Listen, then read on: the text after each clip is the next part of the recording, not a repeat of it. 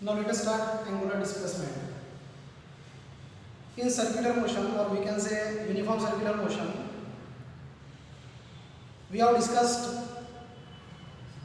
linear velocity, linear displacement and linear acceleration. जिस प्रकार से linear displacement, linear velocity और linear acceleration होता है, उसी प्रकार से यूनिफॉर्म सर्कुलर मोशन में एंगुलर डिस्प्लेसमेंट, एंगुलर वेलोसिटी और एंगुलर एक्सेलरेशन होता है। जब कोई body uniform circular motion perform करता है तो लीनियर डिस्प्लेसमेंट, लीनियर वेलोसिटी और लीनियर एक्सेलरेशन को हम लोग सर्कमफरेंस के अलोंग में ऑब्जर्व कर सकते हैं। और रही बात एंगुलर डिस्प्लेसमेंट, एंगुलर वेलोसिटी और एंगुलर एक्सेलरेशन की, तो इसको हम लोग सेंटर पर ऑब्जर्व कर सकते हैं। आज हम लोग डिस्कस कर रहे हैं एंगुलर डिस्प्लेसमेंट। तो एंगुलर डिस्प्लेसमेंट एक्चुअली क्या होता है? तो एंगुलर डिस्प्लेसमेंट जो है वो एक एंगल होता है जो सर्कल के सेंटर पे बनता है। ये एक एंगल होता है जो सर्कल के सेंटर पर बनता है। अब एंगल जहां हम लोग एंगल की बात करते हैं, जहां पर एंगल आता है, तो एंगल कब तैयार होता है? जैसे प्लेन एंगल की अगर बात करेंगे तो कब तैयार होता है? जब दो लाइन एक दूसरे के साथ में इंटरसेक्ट होती है, यहाँ पर एक एंगल बनता है जिसको हम लोग यहाँ पर प्लेन एंगल कहते हैं। तो यहाँ पर दो लाइन का इंटरसेक्शन होना जरूरी है। तो डायग्रामेटिकल रिप्रेजेंटेशन से हमको समझ में आएगा कि एंगुलर डिस्प्लेसमेंट किस प्रकार से हमको उस यूनिफॉर्म सर्कुलर मोशन में मिलेगा। तो मैं यहाँ पर एक सर्कल ड्रॉ कर देता हूँ।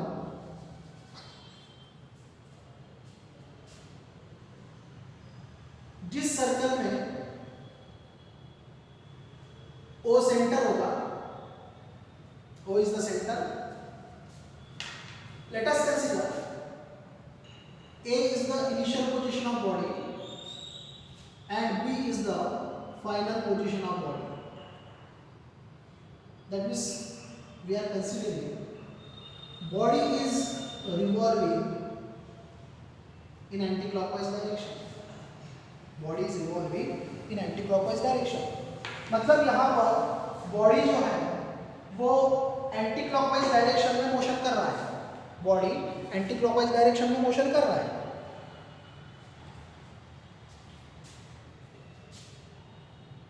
OA is the radius.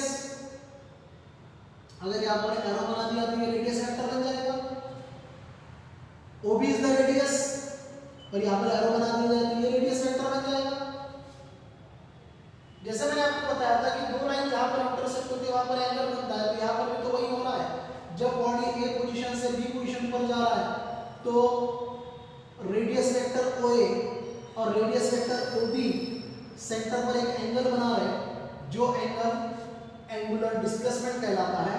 And this angular displacement is denoted by delta theta. Delta theta है, इसका मतलब यहाँ पर एंगुलर डिस्प्लेसमेंट चेंज हो रहा है। It is changing with respect to time. क्योंकि यहाँ पर टाइमिंग 0 था, बी पर गया तो टाइम बढ़ गया, फिर इधर जाएगा टाइम बढ़ेगा, फिर यहाँ जाएगा टाइम बढ़ेगा। जैसे जैसे आगे बढ़ता जाएगा वैसे वैसे टाइम बढ़ता जाएगा और एंगुलर डिस्प्लेसमेंट भी बढ़ता जाएगा। So we can define this angular displacement. It is the angle made by, कौन बना रहे हैं angle? Radius vectors. Angle made by radius vector at the centre of circle when body performing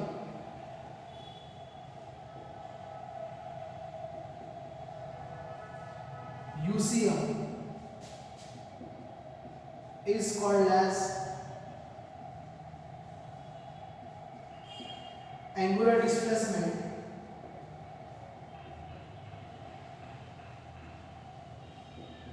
and this angular displacement is denoted by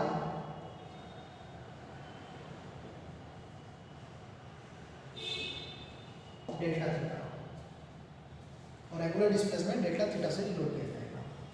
There are two types of angular displacement. First one is called as infinitesimal angular displacement and second is called as finitesimal angular displacement. Angular displacement दो type के होते हैं. एक यहाँ पर जो मैंने delta theta बताया, ये डेल्टा थीटा इनफाइनाइटसिमल एंगुलर डिस्प्लेसमेंट हुआ और एक थीटा से डिनोट किया जाता है जिसको मैं यहाँ पे फाइनाइटसिमल एंगुलर डिस्प्लेसमेंट कहूँगा. It is called as infinitesimal angular displacement. तो ये हो गया definition. Angle made by radius vectors at the center of circle when the body performing UCM is called as angular displacement. In this diagrammatical representation, let O is the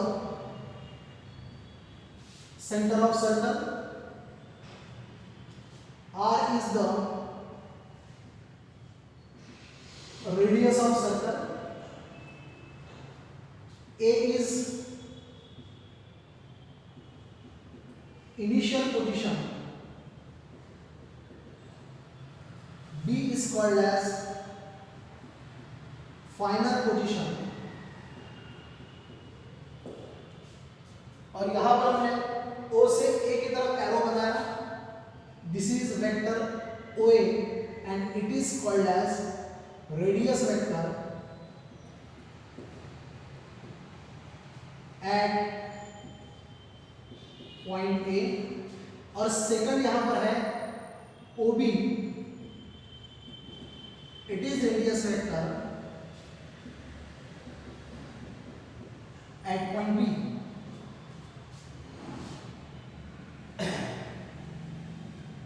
यहां पर हम लोग एक concept लेंगे जो कि स्मॉल टाइम का होगा. ऑब्वियसली जब टाइमिंग स्मॉल होगा तो स्मॉल टाइम में ए से लेकर बी तक का जो डिस्प्लेसमेंट है वो भी तो स्मॉल होगा. In small time delta t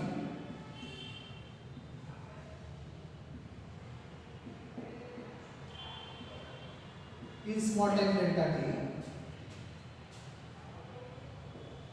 R A B diagram में जो आर ए बी दिख रहा है, R A B is a straight line. Why it is a straight line? क्योंकि टाइमिंग अगर कम है तो ए से लेकर बी तक का डिस्प्लेसमेंट कम होगा. तो ए से लेकर बी तक का डिस्प्लेसमेंट जो आपको डायग्राम में कर्व दिख रहा है, तो ये ए बी जो है वो छोटा पार्ट हो गया. और किसी भी सर्कल का छोटा पार्ट मतलब कर्व नहीं होता, it is a straight line. और इस प्रकार से मैं ए से लेकर बी तक स्ट्रेट लाइन ड्रॉ करता हूँ, एरो बी की तरफ रहेगा. इसका मतलब जो ए बी है, ये ए बी जो है ये स्ट्रेट लाइन हो गया, मतलब ये आर्क स्ट्रेट लाइन हो गया. That means A B is called as linear displacement and let us consider this linear displacement is denoted by delta x. तो यहां पर आपको डेल्टा एक्स मिलेगा. तो स्मॉल टाइम का कंसेप्ट लेने के कारण जो आर ए बी है वो स्ट्रेट लाइन हो गया, जिसको हम लोग यहाँ पर लीनियर डिस्प्लेसमेंट कहेंगे. We know the formula, well known formula, angle is equal to R upon radius. यहाँ पर एंगल क्या लिया हमने, यहाँ पर जो एंगल लिया वो है डेल्टा थीटा. यहाँ पर जो हमने आर्क लिया वो आर्क ए बी है और ऑलरेडी हम लोग मेंशन कर चुके हैं आर्क ए बी मतलब स्ट्रेट लाइन है और स्ट्रेट लाइन इसका मतलब ये लीनियर डिस्प्लेसमेंट हो गया. So this arc A B is delta x divided by radius. Radius हो गया R. Now this is the required formula for the angular displacement. तो ये एंगुलर डिस्प्लेसमेंट का रिक्वायर्ड फार्मूला हो गया. We can right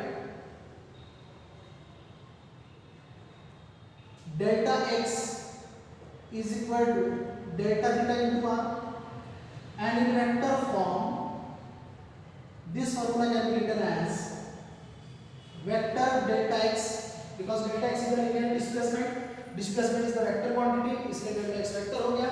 Now angular displacement again it is the vector quantity, cross product r is the vector, अब बन गया ये radius vector और we can see the position vector, so formula becomes vector delta x is equal to vector delta theta cross product vector r.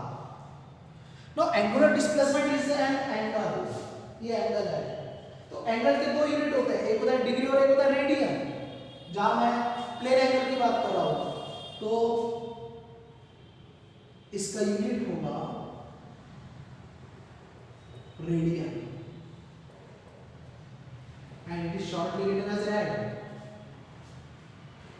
but it is the dimensionless quantity क्योंकि इस unit का कोई dimension नहीं होता, it is dimensionless quantity, dimensionless quantity होता है, but it is the directional quantity, ये directional quantity है, इसका मतलब इसका डायरेक्शन होगा. तो एंगुलर डिस्प्लेसमेंट कहां पर बना, सेंटर पे, तो एंगुलर डिस्प्लेसमेंट का डायरेक्शन ये मार्कर पेन बताएगा. मार्कर पेन को मैंने कैसे होल्ड किया, this is the plane of the figure, this is the plane of the figure and this is the direction of angular displacement, that means this direction of angular displacement is perpendicular, it is perpendicular to the plane of figure, it is perpendicular to the plane of figure. तो इसका direction कैसे दिया जाएगा, तो इसका direction दिया जाएगा right hand thumb rule से. राइट हैंड थंब रूल, ये जो कर्ल्ड फिंगर है ये डायरेक्शन ऑफ मोशन है, मतलब बॉडी इस डायरेक्शन में घूम रहा है, बॉडी इस डायरेक्शन में घूम रहा है, तो बॉडी का प्लेन जो है वो हॉरिजॉन्टल हो गया, हॉरिजॉन्टल प्लेन में घूम रहा है, तो हॉरिजॉन्टल प्लेन हुआ, ये हॉरिजॉन्टल प्लेन.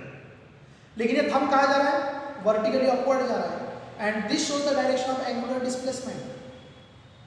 तो अगर प्लेन ऑफ फिगर हॉरिजॉन्टल है तो एंगुलर डिस्प्लेसमेंट का डायरेक्शन वर्टिकल होगा, और प्लेन ऑफ फिगर अगर वर्टिकल है तो एंगुलर डिस्प्लेसमेंट हॉरिजॉन्टल वे में होगा. So its direction is given by right hand thumb rule. इसका direction right hand thumb rule से दिया जाएगा.